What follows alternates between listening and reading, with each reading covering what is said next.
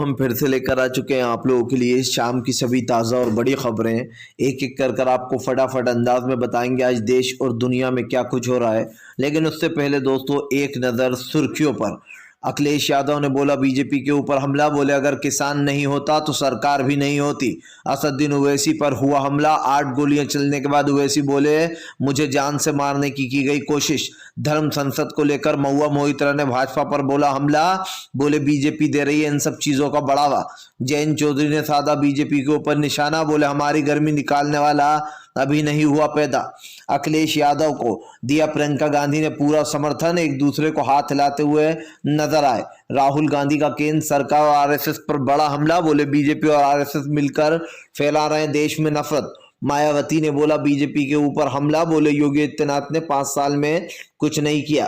के चंद्रशेखर राव ने लाए नया प्रस्ताव देश के संविधान के लिए, मल्लिकार्जुन खड़से ने दिया मुंह तोड़ जवाब। नवाब मलिक, जी हाँ, नवाब मलिक ने भी बीजेपी के ऊपर बोला हमला, कहा बीजेपी देश में फैलाती है नफरत। कर्नाटक में फिर से एक बार हिजाब को लेकर बवाल, मुस्लिम लड़कियों को कॉलेज से निकाला गया बाहर। तो दोस्तों सारी खबरें एक एक कर देंगे फटाफट अंदाज में। फिलहाल चलिए बढ़ते हैं सबसे पहली और सबसे बड़ी खबर की ओर। दरअसल राहुल गांधी का केंद्र सरकार पर बड़ा हमला, बोले आरएसएस और बीजेपी मिलकर फैला रहा है देश में नफरत। देश की जनता को आज जिस तरीके से हमारे देश में हिंदू मुसलमान किया जा रहा है, नफरत फैलाई जा रही है, उसको लेकर राहुल गांधी ने केंद्र सरकार पर हमला बोल दिया। राहुल गांधी का कहना है कि प्रधानमंत्री नरेंद्र मोदी और इनके जितने भी चमचे आरएसएस, संयुक्त किसान मोर्चा और जितने भी हिंदू छोटे छोटे संगठन है दोस्तों, उसको लेकर राहुल गांधी ने केंद्र सरकार पर हमला बोल दिया है। राहुल गांधी का कहना है कि प्रधानमंत्री नरेंद्र मोदी और आरएसएस मिलकर देश में नफरत फैला रहा है। नफरत फैलाने का सिर्फ इनका एक ही एजेंडा है, देश में नफरत फैलाओ और अपनी राजनीति चमकाओ। राहुल गांधी ने कहा कि प्रधानमंत्री नरेंद्र मोदी अच्छे से जानते हैं कि आज देश में आरएसएस और बीजेपी मिलकर क्या कर रहे हैं, लेकिन उसके बाद भी कोई इस सरकार पर सवाल नहीं उठाता। राहुल गांधी ने कहा कि प्रधानमंत्री अच्छे से जानते हैं कि देश किस परिस्थितियों से गुजर रहा है। देश में लगातार हिंसा का माहौल बनाया जा रहा है, नफरत फैलाई जा रही है, लेकिन उसके बाद भी भारतीय जनता पार्टी देश में नफरती एजेंडा चला रही है। राहुल ने कहा कि आने वाले समय में बीजेपी को बड़ा झटका लगेगा, क्योंकि वो देश में जो नफरत पैदा कर रही है वो नफरत आगे चलकर बीजेपी के लिए ही मुश्किलें बढ़ाएगी। राहुल गांधी यही नहीं रुके, उन्होंने प्रधानमंत्री नरेंद्र मोदी को आड़े हाथ लेते हुए कहा कि देश की जनता के साथ धोखा हो रहा है। जनता को बताया कुछ जाता है, किया कुछ जाता है, आखिर सरकार किस परिस्थितियों से गुजर रही है। राहुल गांधी ने कहा कि प्रधानमंत्री नरेंद्र मोदी अच्छे से जानते हैं कि देश की जनता आज परेशान हो रही है, लेकिन उसके बाद भी हिंदू मुसलमान जात पात में लोगों को उलझाया जा रहा है। राहुल गांधी ने प्रधानमंत्री नरेंद्र मोदी के ऊपर हमला बोलते हुए कहा कि अगर आज देश की विचारधारा खत्म हो गई तो हमारा देश भी पूरी तरीके से खत्म हो जाएगा। राहुल गांधी ने केंद्र सरकार पर निशाना साधते हुए कहा कि अगर देश में इसी तरीके का हिंसक माहौल बनाती गई ये सरकार तो फिर आने वाले समय में सत्ता और प्रतिपक्ष का कोई काम नहीं होगा। फिलहाल खैर चलिए हम बढ़ते हैं दोस्तों एक और अगली एक ब्रेकिंग की तरफ।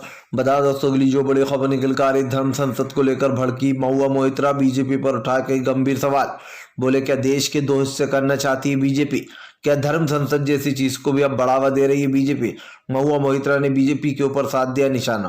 दरअसल दोस्तों देश में लगातार एक हिंसक माहौल बनाया जा रहा है। देश में जिस तरीके की चीजें हो रही हैं उसको लेकर कई गंभीर सवाल उठ रहे हैं। यही कारण दोस्तों जो भारतीय जनता पार्टी के ऊपर महुआ मोहित्रा ने बीजेपी के ऊपर कई गंभीर सवाल उठाते हुए कहा कि आज देश में धर्म संसद लगाई जा रही है, मुसलमानों के नरसंहार करने की बात की जा रही है और प्रधानमंत्री नरेंद्र मोदी सारी सरकार चुपचाप बैठी है। आखिर इस सब चीजों का जिम्मेदार कौन है? महुआ मोहित्रा ने कहा कि प्रधानमंत्री नरेंद्र मोदी बड़ी बड़ी बातें करते हैं, लेकिन जब देश के हित में बोलने की बात आती है तो प्रधानमंत्री हैं जो सबसे पहले भाग जाते हैं। महुआ मोहित्रा ने कहा कि देश में धर्म संसद लगाकर एक विशेष समुदाय को टारगेट किया जा रहा है, उनको मारने की धमकी दी जा रही है, लेकिन उसके बाद भी प्रधानमंत्री नरेंद्र मोदी और उनकी सारी सरकार चुपचाप बैठी है। आखिर इसका जिम्मेदार कौन है? महुआ मोहित्रा ने कहा कि फिलहाल जब भी हम संसद में बोलने की कोशिश करते हैं तो हमें रोक दिया जाता है। वो यहीं पर नहीं रुकी दोस्तों, महुआ मोहित्रा के साथ डेरेक ओब्रायन ने भी बीजेपी पर निशाना साधा। डेरेक ओब्रायन ने कहा कि फिलहाल देश में संविधान को मिटाने की कोशिश की जा रही है, धीरे धीरे कर संविधान को खत्म किया जा रहा है, इस सब की जिम्मेदार बीजेपी है।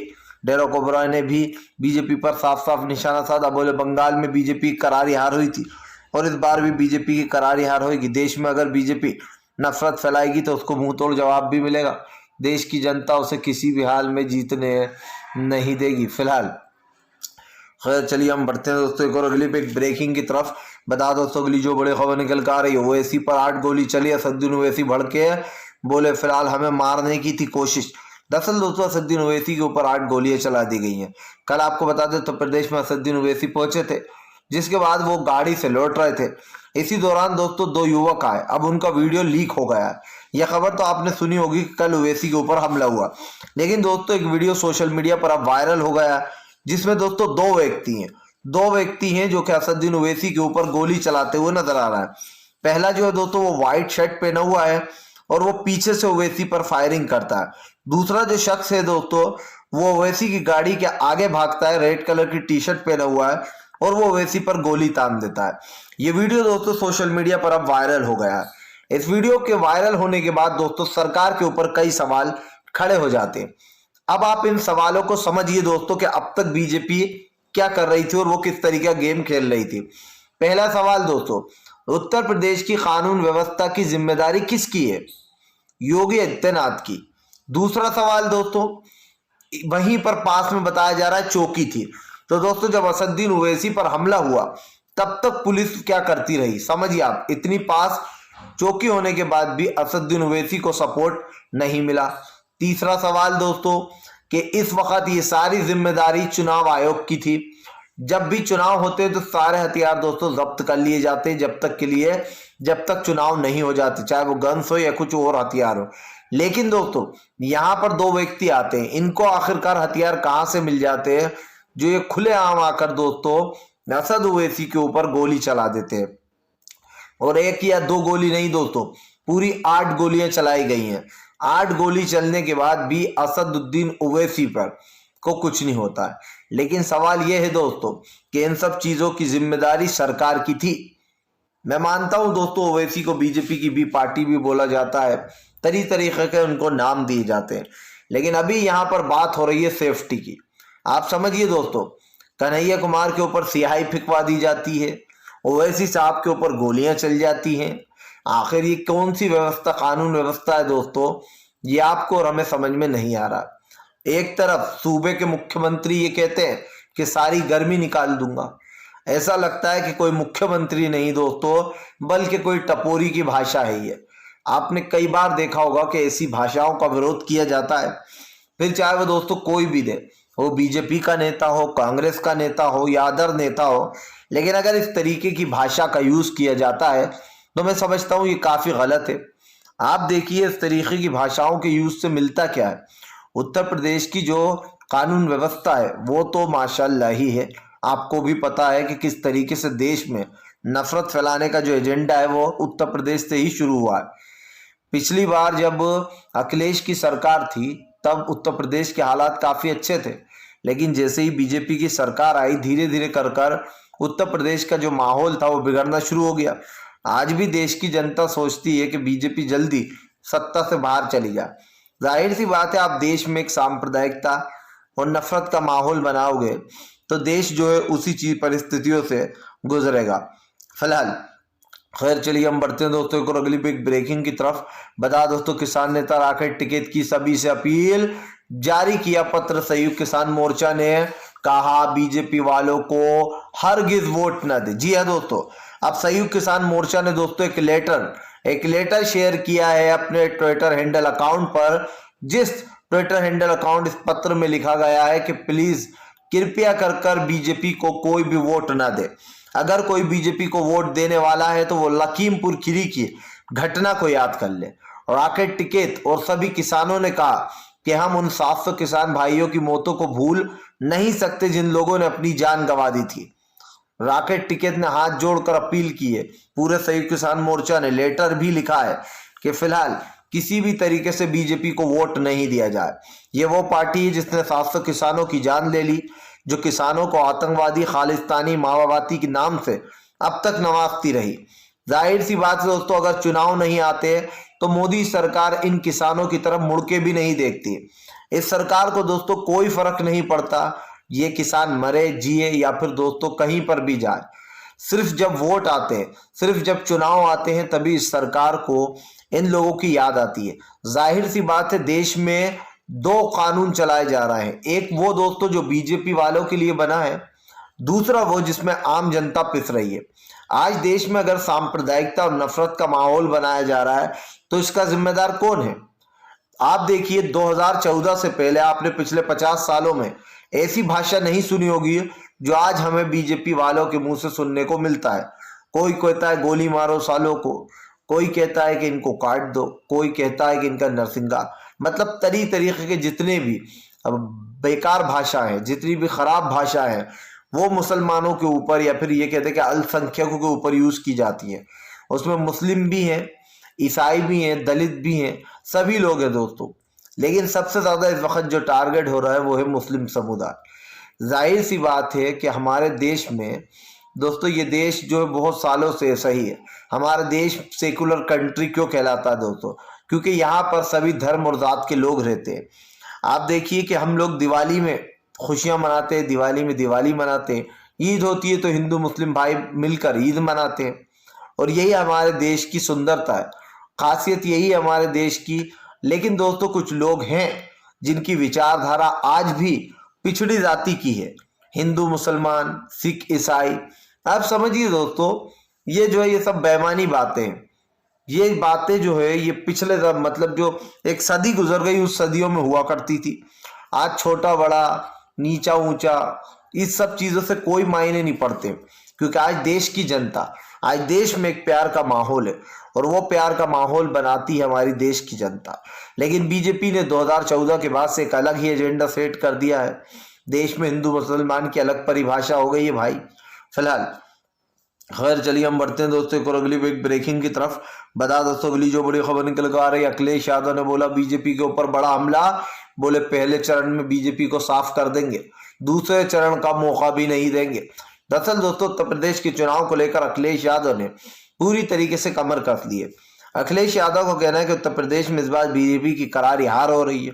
और सबसे बड़ी बात यह कि अखिलेश ने कहा कि इस बार उत्तर प्रदेश में सपा की सरकार आ रही है, वो भी पूर्ण बहुमत के साथ। अखिलेश ने कहा कि हम पहले ही चरण में बीजेपी का सफाया कर देंगे, जिसके बाद बीजेपी को मौका भी नहीं मिलेगा।